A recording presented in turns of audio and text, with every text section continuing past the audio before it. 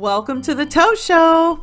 Don't forget to subscribe and hit that notification bell. Hi everyone, welcome back. And this is the Toe Show, and I have another artificial polygel toenail video for you. And I'm just going to start off right now and tell you at the beginning that no, I do not have any toenails on my large toes, okay? I had them removed.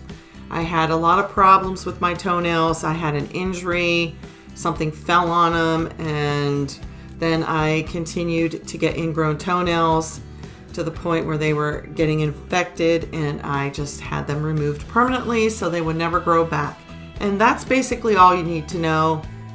Another thing I want to put out there right now at the beginning of the video is that I do this only on myself. I don't do this on any clients or anybody else. No friends, no relatives, nothing. I do this on me. And the products that I use on my nail bed skin are not intended for skin. Okay, they aren't. And I take it upon myself to choose that that's something I want to do for me. Okay. And there's always a risk that you could have an allergic reaction. So, but I'm a grown person and I make my own decisions, and I decide, for myself that I want to do this for me. And if you want to decide for yourself that you want to do this for you, then you can keep on watching and learn how I put artificial toenails on myself. All right. So this set that fell off, it fell off after about 5 weeks. They just fall off or lift off. And a lot of times there's dry skin on my nail bed from the products that I put on my skin. They're drying and it just dries out your skin, and it kind of makes it a little bit callousy and rough. So I take my e-file at the beginning and was filing off some of the rough stuff that was in the side walls and everything. And now I'm just using a 240 grit sanding band and just cleaning up the area. Now you can leave a little bit of rough skin on there if you have some, because I actually think that helps the polygel to adhere better to your nail bed. And yes, I did cut myself a little bit there. That happens sometimes. And I'm just going to clean everything with isopropyl alcohol, wipe it down really well, and then we'll proceed on to the next step. The brand of polygel that I'm using today is from the Yayoge company. It's one of my favorite brands of polygel besides Tones and Madam Glam. Now, I will have a link to this polygel in the description box below. I also have a coupon code for you to use, and I'm going to use their slip solution, and we're going to be using, of course, the Cover Pink. The dual forms that I'm using today are from YS Nails. These are becoming extremely hard to find lately, and I have some of these for sale. They come in sizes 0 to 11.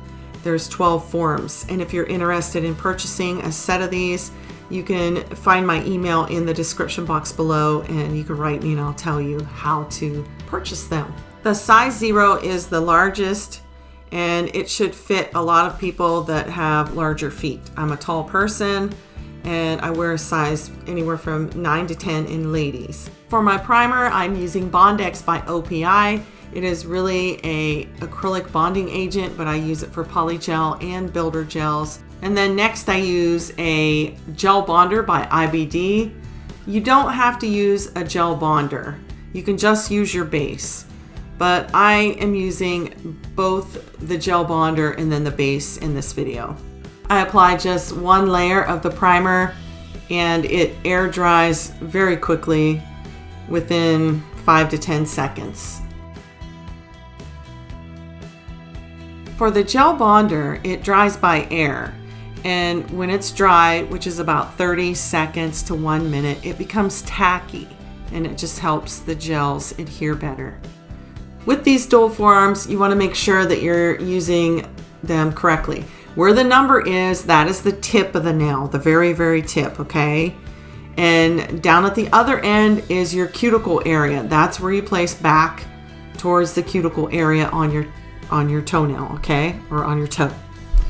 All right, so you'll want to hold this dual form up onto your nail bed just to see how far you need to go up on these lines. And I believe I go to the second line.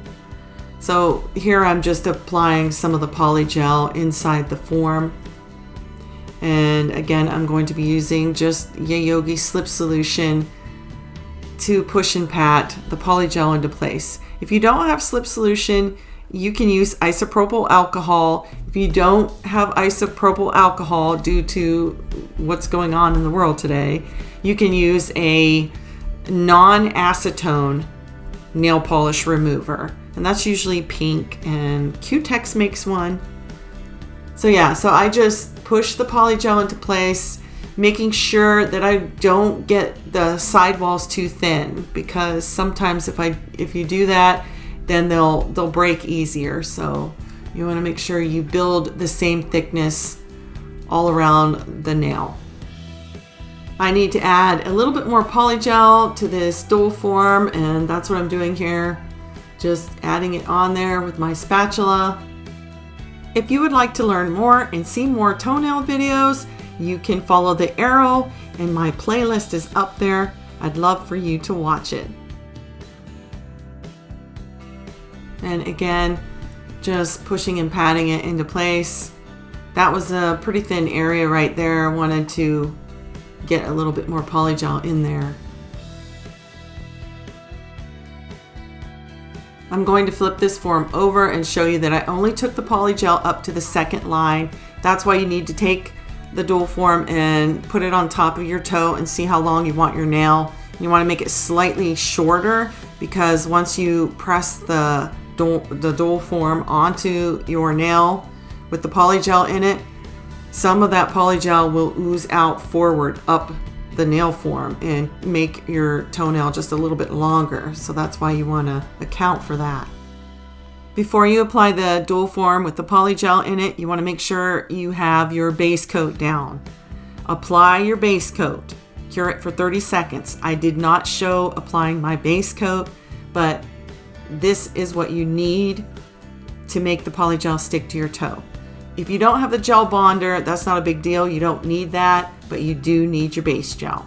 And in the next clip, you're going to see that my the nail bed is nice and shiny, and that is because I have applied the base gel and cured it for 30 seconds. Now it's time to set the dual form into place on the toe. And as you can see, I set it down to the cuticle area, and then I'm pushing down forward, and you can see the tip area. Do you see where the polygel is moving forward? It's moving up the dual form tip. Do you see that? You can also customize these dual forms, especially around the cuticle area. If your cuticle area is more square, then you can just trim that off and make it square to match the shape of your toe.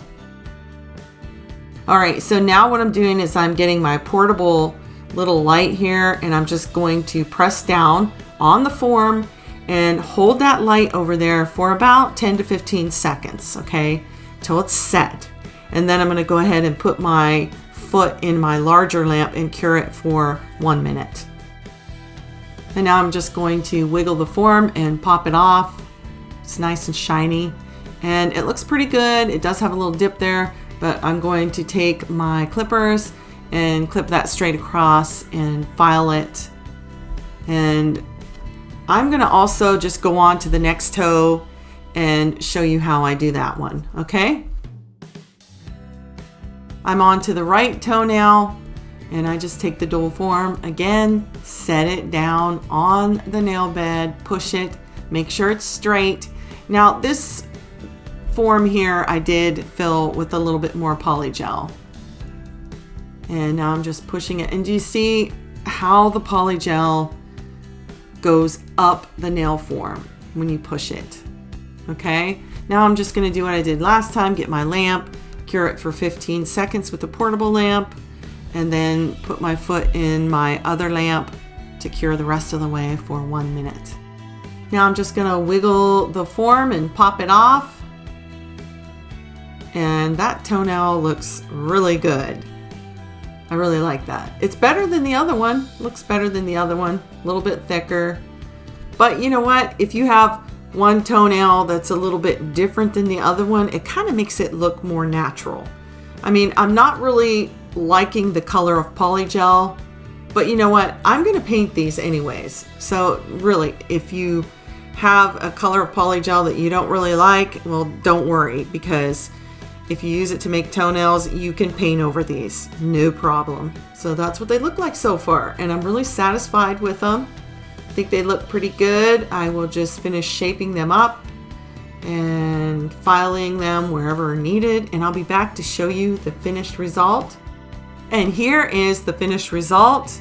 I painted them. I even added a little bit of sparkle to them by adding a glitter polish.